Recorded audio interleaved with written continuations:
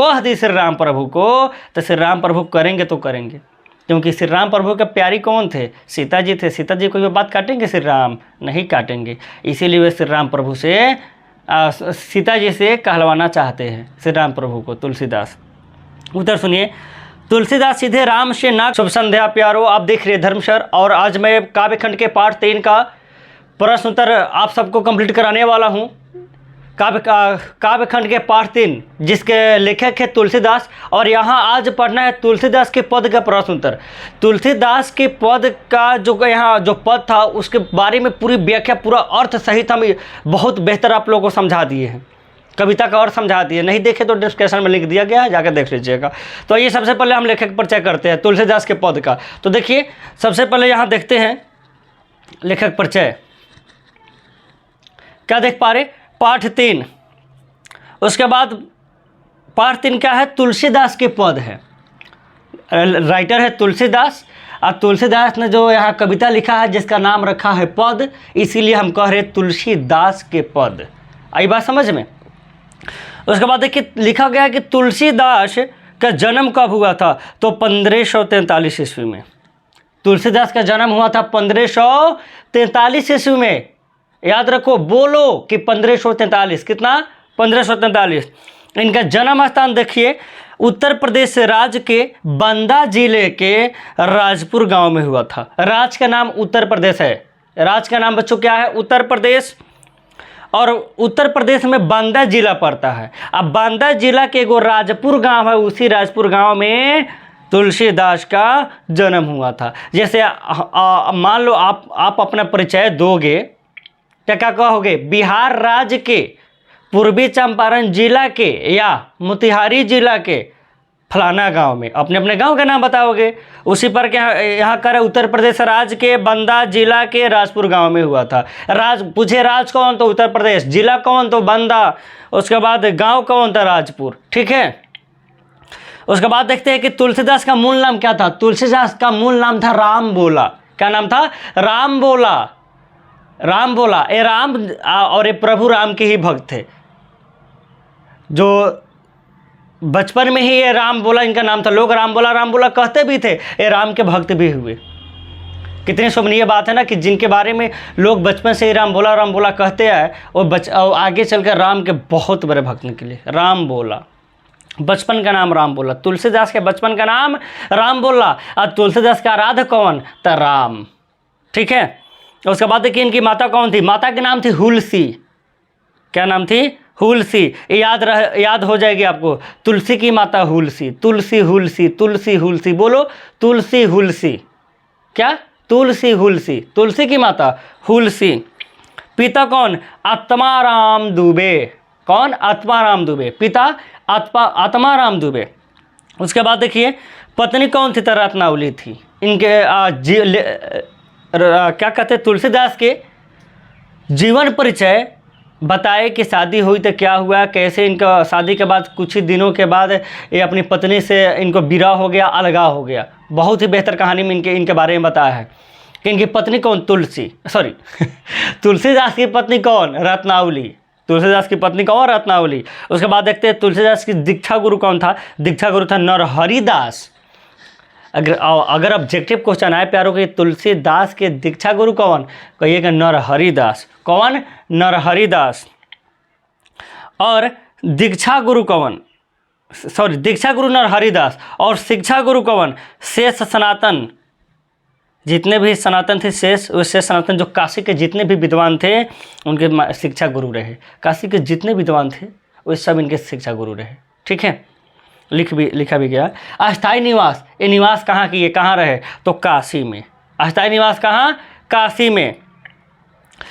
तुलसीदास का अस्थाई निवास कहाँ था? तो काशी में। कहाँ? काशी। उसके बाद देखिए ये तो हमेशा तीर्थ यात्रा करते रहते हैं। तीर्थ यात्रा मतलब उस धर्म, मतलब उस मंदिर, वह मंदिर, यहाँ जाना वहाँ जाना, हर जगह तो तीर्थ यात्रा करते रहते थे। जैसे सुकर क्षेत्र तक भी यह तीर्थ यात्रा किए थे, अवध में भी गए थे, चित्रकूट में गए थे, प्रयाग में गए थे, आगे देख पा रहे आप मथुरा में, वृंदावन में, कुरुक्षेत्र, हरिद्वार, बद्रीनाथ, जगन्नाथपुरी, रामेश्वर आदि इनका क्या था, तीर्थ यात्रा था। यहाँ तक इतने सारे धर्म वगैरह के बारे में घूमे थे, इतने सारे मंदिरों में जाकर तीर्थ किए थे। मुस्लिम से कहाँ जाता है, हज पे। हम लोग कहाँ जाते हैं, तीर्थ पे। हम लोग बाबा धाम जाते हैं तो मेरा तीर्थ यात्रा है। मुस्लिम लोग जो विदेश तक यात्रा करते हैं वो हज, उनको बोला जाता है हज। हिंदू कहाँ जाता है, तीर्थ यात्रा पर। नहीं, तीर्थ यात्रा पर अभी गलत बात करना अच्छी बात नहीं है। देखिए तीर्थ यात्रा पर है। इसके बाद लेखक परिचय समाप्त हुआ। अब हम लोग देखते हैं प्रश्न उत्तर के बारे में। लेखक परिचय समाप्त। तो प्यारो 2024 में एग्जाम देने वाले जितने भी बच्चे हैं उनको मैं स्पेशली कह रहा हूँ, टाइम ना गंवाकर जितना हम पढ़ा रहे कॉपी कलम उठाओ और सबका प्रश्न उत्तर लिखो। जब तक ना लिखो, देखो क्योंकि इससे पहले वाले क्लास में भी मैंने बोला है कि गांव में माता पिता कहते हैं कि 2 बार सुनी है आप 5 बार लिखी है, 2 बार सुनी है आप 5 बार लिखी है। अगर ऐसा करते हो तो कभी नहीं भूलोगे, हमेशा हमेशा तक याद रह जाता है कि 2 बार सुने अब 5 बार लिख दीजिए। लिखल बात जल्दी भूलता नहीं है, चला इसलिए कहते हैं कि लिखो, कॉपी कलम उठाओ और लिखो। VBI प्रश्न उत्तर कराने जा रहा हूँ, सिर्फ VBI इम्पोर्टेंट जितना क्वेश्चन है पूरे इम्पोर्टेंट क्वेश्चन हम बतला रहे हैं। इस इम्पोर्टेंट क्वेश्चन को बेहतर तरीके से आप लोग याद कर लीजिएगा, ठीक है। माँ सरस्वती की कृपा है, जब भी इम्पोर्टेंट क्वेश्चन VBI क्वेश्चन बतलाता हूँ या अपने अनुसार VBI टिक करता हूँ, माँ की कृपा है, वो हर एग्जाम में अधिकांशतः वे आ जाते हैं। इसलिए कह रहा हूँ कि आप बेहतर तरीक़ा से इन प्रश्न उत्तरों को याद कर लीजिएगा। आइए प्रश्न उत्तर में चलते हैं। इंपॉर्टेंट प्रश्न उत्तर तो इसमें बहुत है, लेकिन हम लोग इंपॉर्टेंट प्रश्न उत्तर हम बतलाने जा रहे हैं। आइए सबसे पहले देखिए प्रश्न 1, महत्वपूर्ण प्रश्न उत्तर। जो महत्वपूर्ण है वही प्रश्न उत्तर हम आप सबको बतलाने जा रहे हैं। तो सबसे पहले देखते हैं 1 नंबर प्रश्न है, 1 नंबर क्वेश्चन बतला रहे, किताब में भी 1 नंबर है कि कम्बहुक अम्ब अवसर पाई। तुलसीदास के 2 पद है, पहले पद में ही बतवाता है कम्बहुक अम्ब अवसर पाई। और जब पढ़ाए थे अर्थ बताए थे उसी समय कह देबो अम्ब किसके लिए प्रयोग किया गया है, तब माता सीता को अम्ब कह रहा है तुलसीदास कि हे माँ सीते कभी अवसर पाना। तो तुलसीदास कहते कि हे माँ सीते कभी अवसर पाना तो श्री राम प्रभु को जरूर बताना, ठीक है। कहते कि कम्बहुक अम्ब अवसर पाई, यहाँ अम्ब संबोधन किसके लिए है, इस संबोधन का स्पष्ट करे। तो उत्तर आप लोग को पता है, जो भी वीडियो देख चुके हैं अर्थ, इनके अर्थ का उनको सबको पता है उत्तर देखिए, कम्बहुक अम्ब अवसर पाई, यहाँ अम्ब संबोधन माता सीता के लिए किया गया है। इसमें अम्ब किसको कहा जा रहा है, अम्ब माँ सीता को कहा जा रहा है, अम्ब माँ सीता को कहा जा रहा है। आगे देखिए क्या लिखा है, तुलसीदास माता सीता को अनुरोध करते हुए कहते हैं कि हे माँ सीते एक बार मेरी कथा श्री राम प्रभु के पास चलाइए ना, मेरे बारे में बताइए ना श्री राम प्रभु को। 1 नंबर समाप्त हुआ। 2 नंबर क्वेश्चन, इंपॉर्टेंट क्वेश्चन, किताब में भी 2 नंबर है, यहाँ भी 2 नंबर देखिए। किताब में दूसरा क्वेश्चन कह रहा है कि प्रथम पद में तुलसी ने अपना परिचय किस प्रकार दिया। इसमें 2 पद है, प्रथम पद और दूसरा पद। कहते हैं कि प्रथम पद में तुलसीदास ने अपना परिचय किस प्रकार दिया है। उत्तर देखिए, प्रथम पद में तुलसी ने अपना परिचय दासी के दास के रूप में दिया है।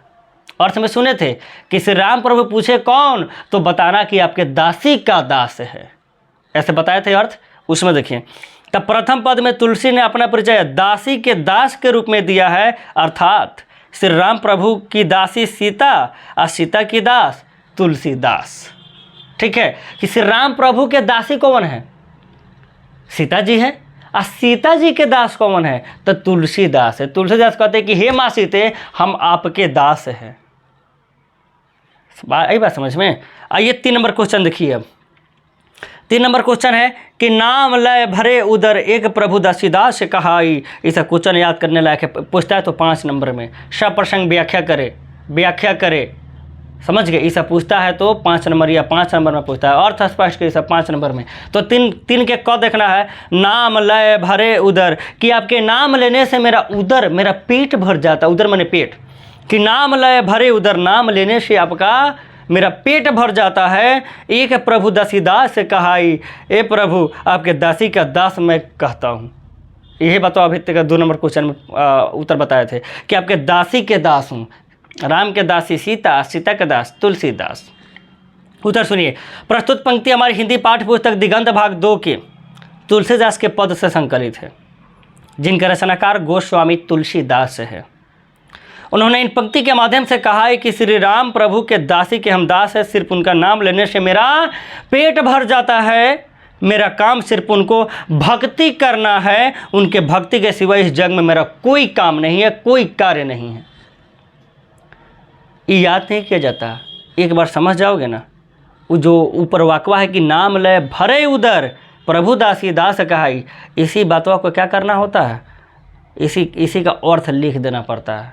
आई बात समझ में। हेडिंग बना के कैसे कि प्रस्तुत पंक्ति हमारी हिंदी पाठ्य पुस्तक, हिंदी की किताब है, दिगंत भाग 2 के किताबों के नाम कथी है, मेन नाम दिगंत। अब भाग 1 है कि 2 है, 2 है। दिगंत भाग 2 के तुलसीदास के पद से संकलित है। 3 चैप्टर तुलसीदास के पद है का, तो उसी से संकलित है। ऐसे हेडिंग बना लो, जिनके रचनाकार गोस्वामी तुलसीदास है, और जिस चैप्टर में जो रचनाकार होगा उनके नाम लिख दो। उसके बाद जो ऊपर है, जो कौन नंबर जो क्वेश्चन है, उसी का अर्थ लिख दो, आपका हो जाएगा क्या, 5 नंबर या क्वेश्चन बन जाएगा। उसके बाद 4 नंबर क्वेश्चन देखते हैं। 3 के क ख एक और है, तो क और ख को हम छोड़ दिए हैं, सिर्फ क नंबर इंपॉर्टेंट था, इसको बताया है। उसके बाद 4 नंबर क्वेश्चन देखते हैं। 4 नंबर, तुलसी सीता से कैसी सहायता मांगते हैं। तुलसी माँ सीता को कहते कि ये माँ सीती, प्रभु के पास जाकर एक बार मेरी बात चलाइए ना, मेरे बारे में एक बार बताइए ना कि आपके दरवाजे पर मतलब आपका एक भक्त है जो दिन रात आप में लीन रहता है, वे गरीब है, मलिन है, वो सिर्फ आपके नाम लेने से उसका पेट भरता है। एक बार उसको ध्यान दीजिए ना, एक बार तुलसीदास आप कहिएगा, प्रभु श्री राम जरूर हमें देखेंगे। 4 नंबर क्वेश्चन कहता है कि तुलसी सीता से कैसी सहायता मांगते हैं। तो उत्तर सुनिए। तुलसीदास सीता से राम प्रभु के पास अपनी बात चलाने की सहायता मांगते हैं। भारी है का, कौनो क्वेश्चन भारी नहीं है, बहुत हल्का हल्का क्वेश्चन उत्तर बतला रहे, बहुत हल्का हल्का क्वेश्चन, अपने शब्दों में उत्तर देना कि तुलसीदास सीता से राम प्रभु के पास अपनी बात चलाने की सहायता मांगते हैं। ठीक है, हो गया याद क्वेश्चन उत्तर। 5 नंबर क्वेश्चन देखिए। 5 नंबर क्वेश्चन कहता है कि तुलसी सीधे राम से न कहकर, तुलसी सीधे राम से न कहकर सीता से क्यों कहलवाना चाहते हैं। अर्थ में बताया है जब पढ़ाया है तो, कि तुलसीदास सीधे राम से न कहकर सीता मैया को कहते कि ये माँ सीते, एक बार से राम प्रभु को कहिए ना। इसलिए ऐसा करते हैं कि कोई भी आदमी को अगर आप जाए कहिएगा फला चाचा, फला भैया, फला मौसा, फला फूफा वो काम नहीं करेगा। एक बार अगर उनकी पत्नी को कही, उनकी पत्नी एक बार कह देगी काम कीजिए, हिम्मत है कोनो मर्द को कि पत्नी के बात काट दे, तांडव हो जाएगा घर में।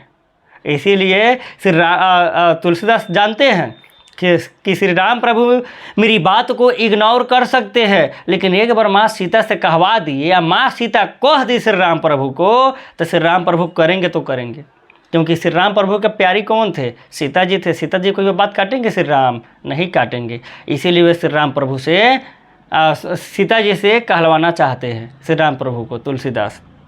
उत्तर सुनिए।